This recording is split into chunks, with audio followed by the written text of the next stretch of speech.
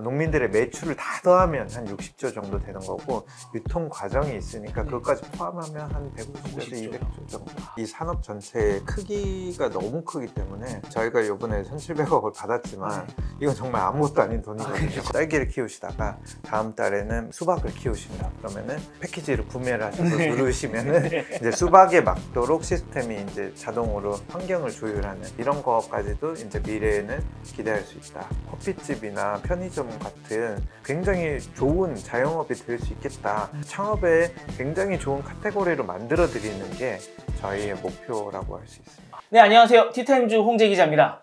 예, 오늘도 진짜 엄청나게 핫한 분을 모셨습니다. 촬영 며칠 전에 투자 받으시자마자 저희가 티타임즈로 모셨습니다. 신상훈 그린랩스 대표님 모셨습니다. 안녕하십니까?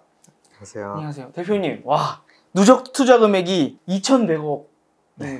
저 이제 기사 쓸 때 보면은 뭐 1조 밸류에 1,000억 정도 투자까지는 진짜 큰 회사들이 몇 번 받은 거 봤는데 저 1,700억은 국내에도 진짜 몇 번 못 봤어요. 이렇게 말씀드리면 좀 그렇지만 농사 짓는 회사 네. 그러니까 농업 관련 스마트팜 관련 회사인데 누적 투자액 2,100억 원인데 왜 이렇게까지 돈이 이 사업에 지금 몰리고 있는 거예요? 한마디로 저희 회사는 사람들이 먹는 것에 대한 앞단에 먹는 것이 사람의 입으로 들어오기까지는 되게 많은 과정들을 거치잖아요. 먹는 것에 대한 앞단에 공급망 체인을 저희가 디지털화하는 회사라고 생각해 주시면 될 것 같고요.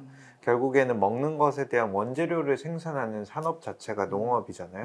그렇기 때문에 그 부분들을 디지털화하는 회사인데, 지금까지는 저희 모든 먹는 것에 관한 투자가 이런 것들이 먹는 것이 이미 만들어진 상태에서 사람들한테 어떻게 갖다 주느냐, 판매하느냐, 예를 들어서 배달의 민족이라든지 아니면 마켓컬리라든지 뭐 이런 것에 투자가 굉장히 많이, 그런 것에 디지털화에 대한 투자가 많이 이루어졌는데, 이제는 이제 거기가 굉장히 고도화되고 너무 잘하시잖아요. 거기까지 누가 갖다 주지? 이 부분에 대해서는 사실은 농업 쪽이 개선이 많이 돼야 되는 파트거든요. 그래서 저희는 이쪽 부분을 하고 있기 때문에 여기에 지금 전 세계적으로 지금 투자금들이 많이 몰리고 있다. 저희는 이렇게 보고 있습니다. 다른 데 나와서 말씀해 주신 것 중에 제가 봤을 때 농축산업 쪽이 60조 원이라고요? 실제로는 저희가 보기에는 거의 한 150조에서 200조 정도? 아시아 지역에서 농축수산업이 한국이 거의 제일 작은 수준입니다. 그래요? 아시아 전체로 보면은 뭐 1경이 넘는, 전 세계는 2경이 넘는 이런 약간 천문학적인 숫자인데요. 그러니까 그 60조라고 하시면 뭐냐면은 연간 농민들의 매출을 다 더하면 한 60조 정도 되는 거고, 유통 과정이 있으니까 그것까지 포함하면 한 150에서 200조 정도. 그럼 지금 그린랩스 쪽에서 담당하고 계시는 분야는 요 60조 분야인가요? 아니면 유통까지 다 해서 150조 분야인가요? 저희는 생산부터 유통까지 다 커버를 하기 때문에 소매 유통업자들, 뭐 이마트나 먹컬리나 아니면 동네 마트 아니면 식품회사들까지 가는 거, 농업의 생산부터 거기 전달하는 것까지 가기 때문에 저희는 150에서 뭐 보는 사람들에 따라서는 200조까지 이렇게 보고 있습니다. 그러면 이렇게까지 누적 투자 금액이 많은 이유는 생각해보면 엄청나게 지금 큰 시장이고 오프라인 쪽으로는 딱 짜여져 있는데 디지털화가 거의 되지 않았던 시장이니까 지금 많은 관심이 쏠린다라고 생각하면 될까요? 네, 그렇죠. 워낙 지금 뛰어들고 있는 이 산업 전체의 크기가 너무 크기 때문에 사실 저희가 이번에 1,700억을 받았지만 이건 정말 아무것도 아닌 돈이거든요. 거기 가면. 네, 그렇기 때문에 저희가 지금 해야 되는 게 굉장히 마케팅비를 쓰거나 그런 데 돈을 쓰는 건 전혀 없고요. 그것보다는 좀 더 저희가 하고 있는 본질적인 것에 R&D 투자, 그리고 그런 것들을 통해서 제품의 향상, 이런 거에 투자를 많이 해야 돼서 투자금을 많이 받았습니다. 그게 지금 정말 신기한 게 경영진 이제 초반에 같이 창업하신 분들의 이 이력을 보면은 리디북스 계셨던 쿠차, 그다음 뭐 아만다 이런 다 IT 쪽에 계셨던 분들이잖아요. 이렇게 IT 쪽으로 나름 굵직굵직한 데서 일하시던 분들이 의기투합을 해서 농업 쪽을 바라봤다고 한 게 그 이유가 어떤 이유 때문에 그렇게 되셨어요? 그러니까 저희는 뭐 농업을 대단히 막 특별하다라고 보지는 않았고요. 왜냐하면은 뭐 지금 보면은 되게 많은 회사들이 이런 B2B 회사들 보면 소비자하고 닿아 있지 않은, 예를 들면은 뭐 물류를 해결하는 회사들, 뭐 이륜차라든지 아니면은 뭐 로지스틱스 택배를 해결하시는 분들, 아니, 뭐 그런 회사들 보면은 사실 물류라는 것도 굉장히 어렵고 거칠고 험한 산업이잖아요. 그렇죠. 그런 것들도 보면은 디지털화하면서 굉장히 효율화할 수 있는 부분들이 되게 많고, 저희도 어떻게 접근을 했냐면, 아니 먹는 거 배달하는 거 소비자 쪽은 이렇게 잘했는데 오늘 소비자한테 먹는 것이 쿠팡의 창고까지는 누가 넣어주지? 이 고민을 하다 보니까 네. 자연스럽게 앞단을 보게 된 것 같습니다. 역으로 가다 보니까 이제 끝까지 딱 보셨군요. 네네네. 출발은 어딜까? 네. 아, 그래서 저희는 처음에는 이제 유통 부분을 네. 뭘 먼저 해결하려고 했는데, 농업이라는 게 네. 식품의 그 원재료를 여기 갖다 준다는 거는 생산부터 알아야 되더라고요. 아. 그리고 알아야 되고 거기를 같이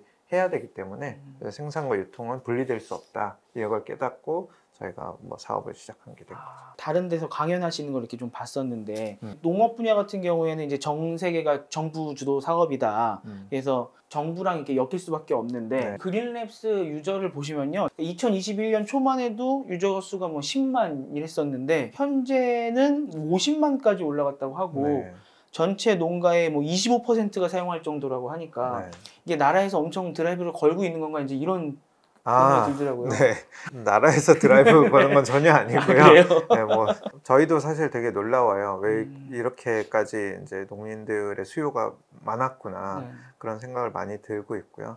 팜모닝이라는 앱은 농민분들께서 마치 아까 설명해 주셨듯이 뭐 카카오톡이나 네이버처럼 거의 매일 쓰시는 앱이 되고 있어요. 농민분들은 거기 들어오셔가지고 본인이 받을 수 있는 보조금이라든지 그리고 매일매일 확인해야 되는 농자재 정보, 농약 정보, 병충해 정보, 네. 꼭 확인해야 되는 농사 관련된 기후 정보, 뭐 유통 정보, 이런 것들의 각종 정보들을 받으시고 그거에 따라서 필요한 딜들을 성사를 시키는, 판매라든지 구매라든지 이런 딜들을 성사시키는, 어떻게 보면은 자기 사업을 성공하기 위해서 농장이라는 사업을 하시는 거잖아요. 네. 그 사업을 성공하기 위한 필수 정보들이 거기 있기 때문에 들어와서 이제 보시는 그런 거고요. 저희 쪽에 많이 쓰시는 분들이 50 후반에서 60 초반이 되게 많으신데 그런 분들도 그 앱 사용이 익숙치 않지만 굉장히 좋은 정보들이 많기 때문에 접속해서 어떻게든 좀 쓰시고, 그분들이 원하시던 그런 정보들 그리고 그런 거래들이 많기 때문에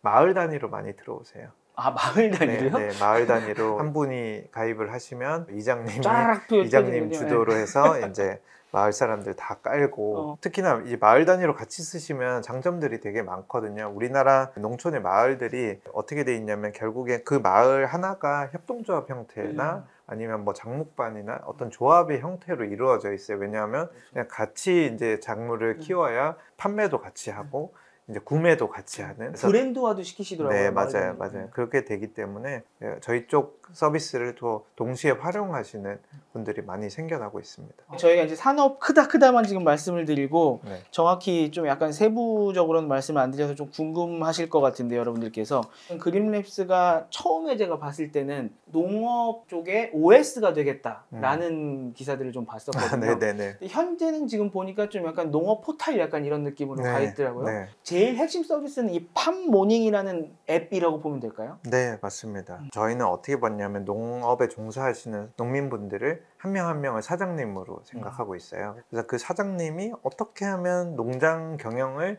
가장 잘할 수 있을까를 제공하는 회사예요. 팜모닝이라는 거는 사장님이 매일매일 접속하시는 앱인 거고요. 그 앱에서는 이제 사장님이 하루에 하셔야 되는 일들, 1년에 하셔야 되는 일들이 다 있는 거예요. 예를 들어서 첫 번째는 사장님은 업장을 만들어야 되잖아요. 네. 그래서 나는 치킨을 할 것인지 뭐 피자집을 할 것인지 김밥집을 할 것인지를 골라야 되는 계획의 단계가 있고요.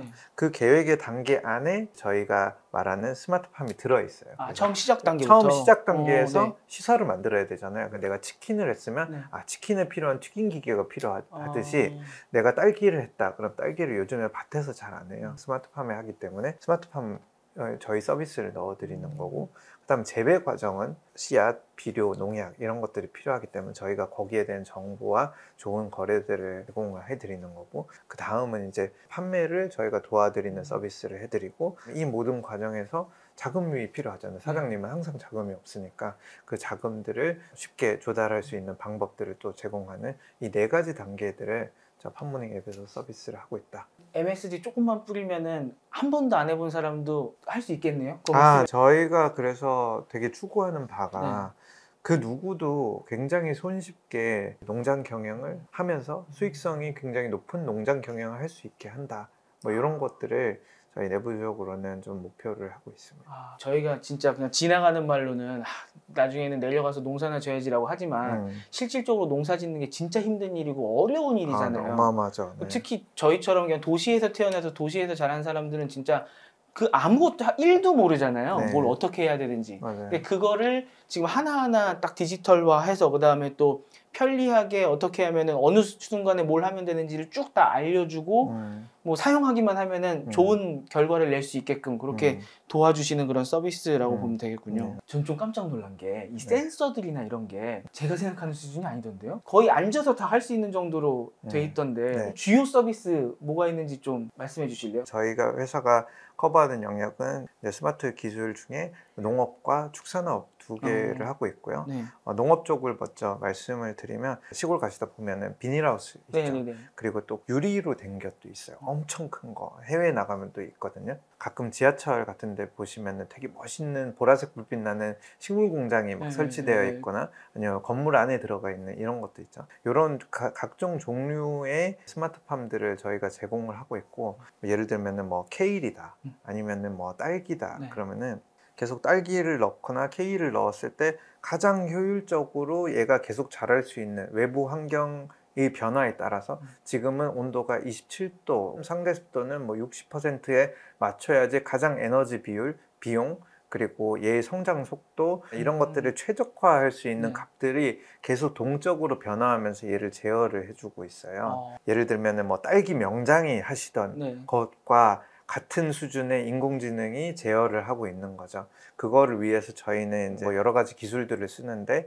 그래서 식물의 상태를 계속해서 체크를 하고 있는 이 비전 인식 기술이라든지 그래서 그걸 통해서 환경값과 결과값을 계속 매핑을 해서 그 엔진들을 고도화하는 이런 작업들을 하고 있어서 나중에는 진짜 테슬라의 자율주행 패키지를 구매하는 것처럼 저희 시스템을 쓰시면은 기자님께서 원래는 딸기를 키우시다가 다음 달에는 수박을 키우신다 그러면은 패키지를 구매를 하셔서 누르시면은 이제 수박에 맞도록 시스템이 이제 자동으로 환경을 조율하는 이런 것까지도 이제 미래에는 기대할 수 있다. 저희가 가장 목표로 하는 부분이 뭐냐 하면 높은 수준의 수익률을 로우 리스크 하이 리턴을 만들기 위해서 리스크를 낮추는 쪽을 굉장히 집중을 하고 있어요. 왜냐하면 우리나라는 농업하면은 파동이 되게 많잖아요. 뭐 바깥 엎으시고 다. 뭐 파동. 그게 왜 그러냐면 자연 환경이 예측이 안 되잖아요. 갑자기 서리가 내릴지 고온이 올지 그걸 어떻게 알아요? 아무리 뭐 기상 AI가 발달을 한다고 해도 그 예측은 정말 어렵거든요. 그래서 이제 저희가 하는 이 스마트팜이라는 거는 결국 외부 환경을 단절시켜 놓고 식물에게 가장 좋은 환경으로 속이는 거죠. 그래서 사업을 하시는 경영자 입장에서는 예측이 가능한 경영을 하실 수 있게 되고, 그에 따라서 저희는 고도화 레벨 될수록 사장님 입장에서도 이것도 커피집이나 편의점 같은 나만의 그 굉장히 좋은 자영업이 될 수 있겠다라는 창업에 굉장히 좋은 카테고리로 만들어 드리는 게 저희의 목표라고 할 수 있습니다. 그렇게 말씀하시니까 훨씬 더 와닿네요. 그러니까 지금은 자영업하면 뭐 하지? 라고 할 때 농업 쪽은 사실 그 선택 카테고리가 전혀 없는데 생각 안 하시죠. 이건 너무 어려우니까. 네. 근데 이제는 얘도 예측 가능하게 내려오면은 나도 그럼 자영업을 할 때 뭘 할까? 농사를 스마트팜으로 지면 되겠네. 약간 이런 생각을 하실 수 있겠네요. 근데 미래까지 가면 좀 그렇긴 한데 저는 사실 지금 현재도 좀 신기했던 것들이 거기에 센서들이 막 엄청 많이 들어가더라고요. 아까 비전도 말씀해 주시긴 했는데 온도 센서 들어가고 습도 들어가고 CO2, EC? 뭐 EC, pH 버튼을 누르면 알아서 물이 나오고 뚜껑을 열다가 중간에 정지시킬 수 있고. 맞아요. 근데 되게 비쌀 것 같아요, 느낌에. 그 시스템 자체는 사실 굉장히 좀 커스텀하게 그냥 상황에 맞춰서 설치를 하실 수가 있기 때문에 원하시는 만큼 넣으실 수도 있고 원하시는 만큼 뺄 수도 있어요. 그래서 아주 간단하게 나는 환경값들 중에 주요 지표만 체크를 하겠다는 거는 뭐 그렇게 비싸지 않습니다. 엄청 싸고요. 뭐 100만 원 이하도 있습니다. 그렇지만 예를 들어서 내가 완벽한 시스템을 네. 최고의 시스템을 하겠다 네. 하면 당연히 비싼 거죠. 그건 이제 비싸. 네. 그러니까 이게 IT 기기들도 보면은 스마트 TV를 살 수도 있지만 네, 네. 요 크롬캐스트 하나 사면 스마트 TV처럼 써주게 하는 것처럼 네. 그런 것도 하나 내셨던데요. 네, 맞습니다. 모든 것들은 다 개별로도 설치를 하실 수가 있어요. 예를 들어서 온도 센서 하나만 하면은 일단 농장의 지금 온도가 얼마인지는 적어도 알 수가 있고 그거에 따라서 알람을 받을 수가 있어요. 예를 들어서 딸기 같은 경우에도 겨울에 영하 10도인데 문을 잠깐 깜빡하고 퇴근을 했는데 그러면은 진짜 1시간 만에 작물은 다 죽어버려요.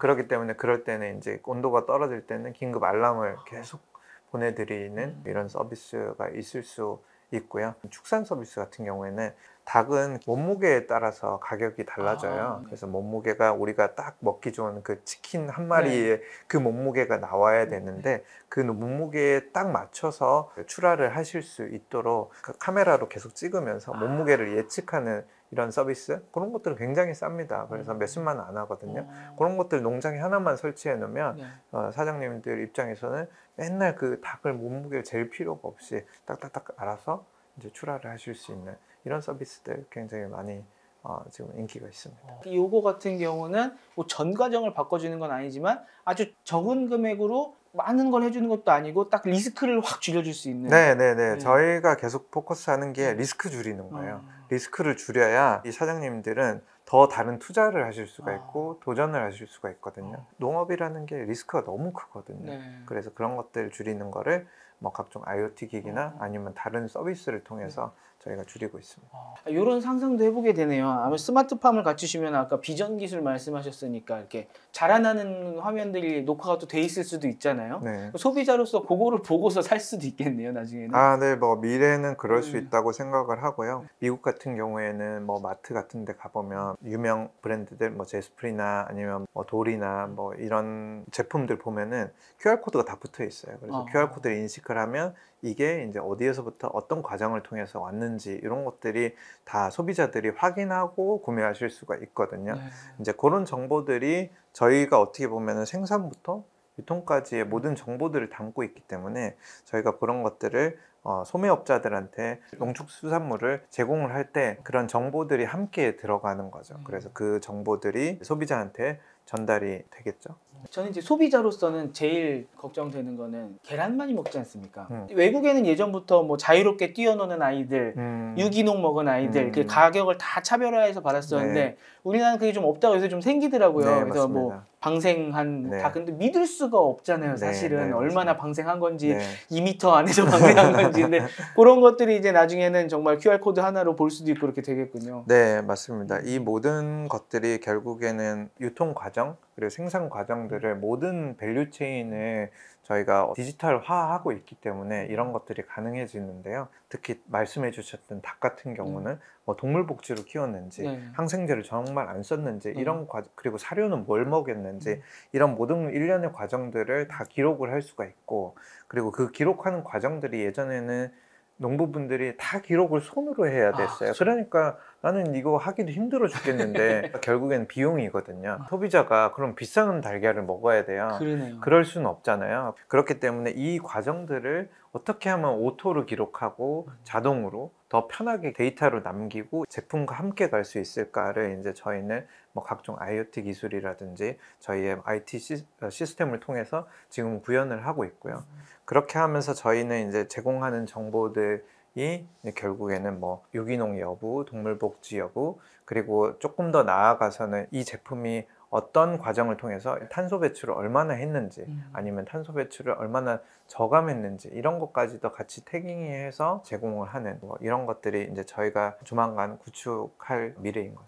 제가 탄소 배출 말씀해 주신 것도 기사로 좀 봤는데 네. 굴뚝에서 막 연기 나오고 네. 폐수 나오고 이러는 거 보면은 네. 다 같이 이건 좀 줄여야겠다라는 느낌이 드는데 농업을 할 때는 사실 환경을 해친다는 생각을 하시는 분은 아무도 없을 것 같은데 그 농민분들도 그 니즈가 있으세요? 탄소를 줄여야 된다는? 우리나라가 메탄 발생량을 뭐 2030년까지 거의 30-40%를 줄여야 되는 이런 국가적 미션이 네. 있어요. 그래서 그 관련된 어떤 협의회도 가입을 하셨고 대통령께서도 이렇게 천명을 하셨기 네. 때문에 굉장히 줄여야 되는데 네. 다 아시겠지만 탄소보다 메탄이 훨씬 더 파급력이 크고 어떻게 보면은 좀 단기적으로 효과를 볼 수가 있어요. 메탄을 줄이는 것들이. 그렇기 때문에 메탄을 엄청나게 줄이겠다 했는데 국내 메탄 발생량의 거의 절반 가까운 게 농축수산업에서 나와요. 아, 그래요? 네. 그래서 그런 것들을 어떻게 하면 줄일 수 있을까가 어떻게 보면 국가적인 과제입니다. 근데 그 국가적인 과제에서 가장 기본이 되는 것들이 뭐냐 하면 예를 들어서 내가 몸무게를 좀 줄여야 되겠다 하면은 매일 하는 게 인바디 재거나 아니면은 뭐 몸무게를 재거나 그리고 밥 먹을 때 칼로리를 보거나 하잖아요. 모든 것이 다 숫자거든요.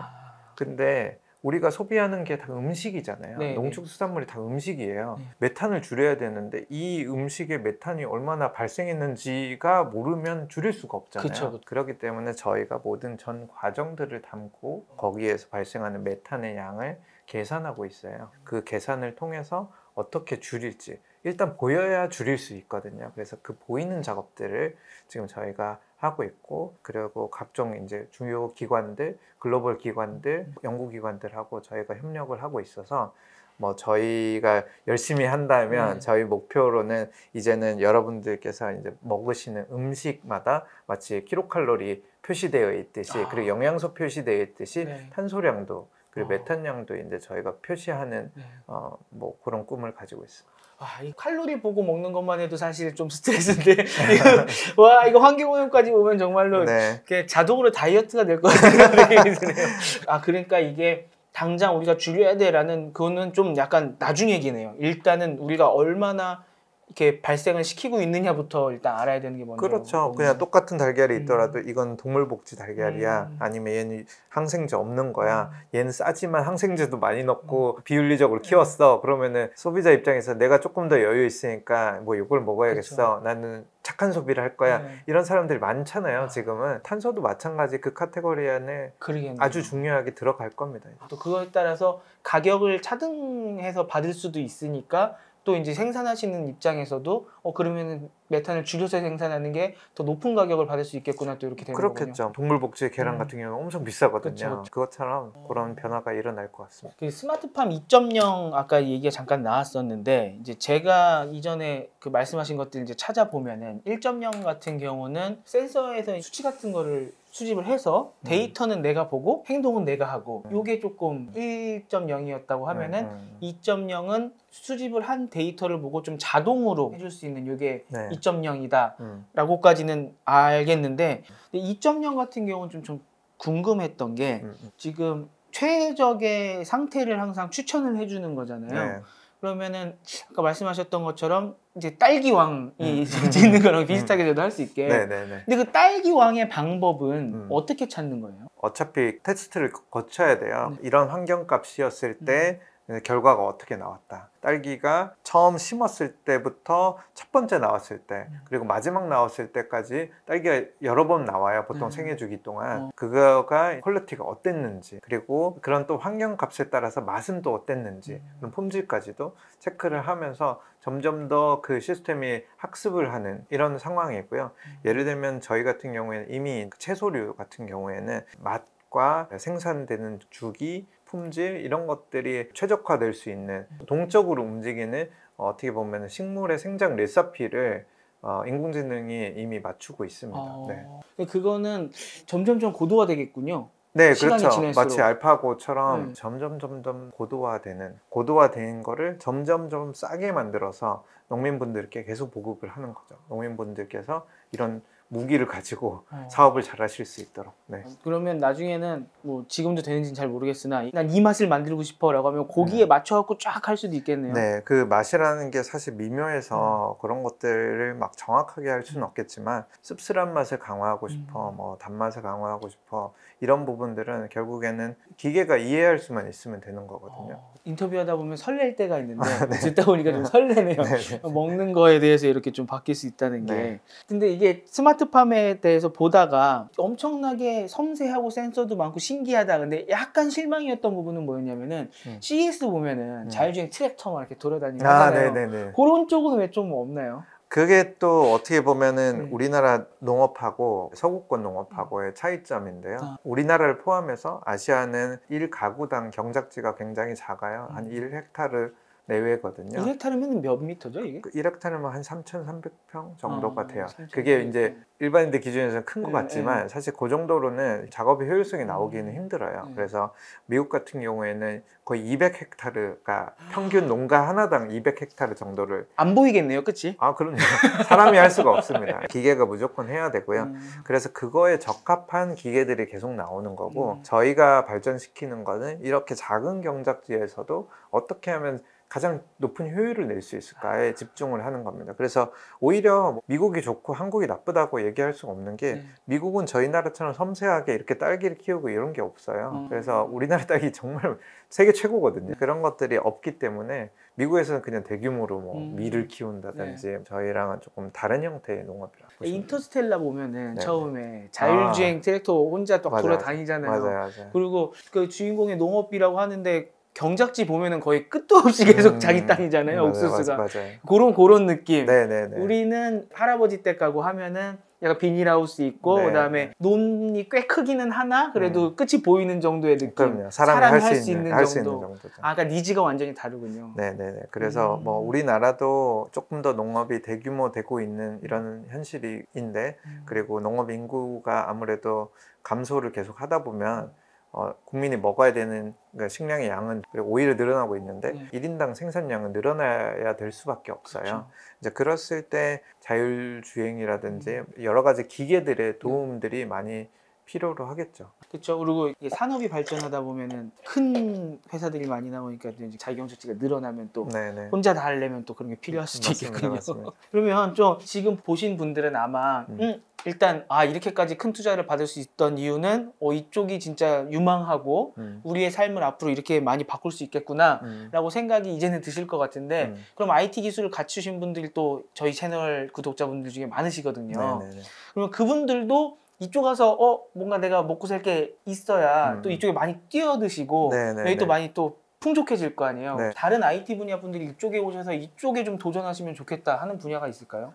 뭐 거의 농업의 전 분야가 지금 필요로 하다고 생각을 해요. 말씀하셨던 것처럼 네이버가 처음 나오고 네이버가 다 커버하지 못하는 수많은 영역들에서 인터넷 기업들이 나왔고 카카오가 나오면서 카카오가 커버하지 못하는 수많은 모바일의 기업들이 나오기 시작했잖아요. 마찬가지라고 생각해요. 저희는 어떻게 보면은 농민분들이 가장 처음으로 접하는 어떤 디지털 서비스인 거고 이거 외에도 농민분들이 하실 수 있는 세부적인 파트들이 엄청나게 많습니다. 그래서 그런 부분들에 많은 도전을 해주시면 저희랑도 같이 협업을 할 수 있을 것 같고요.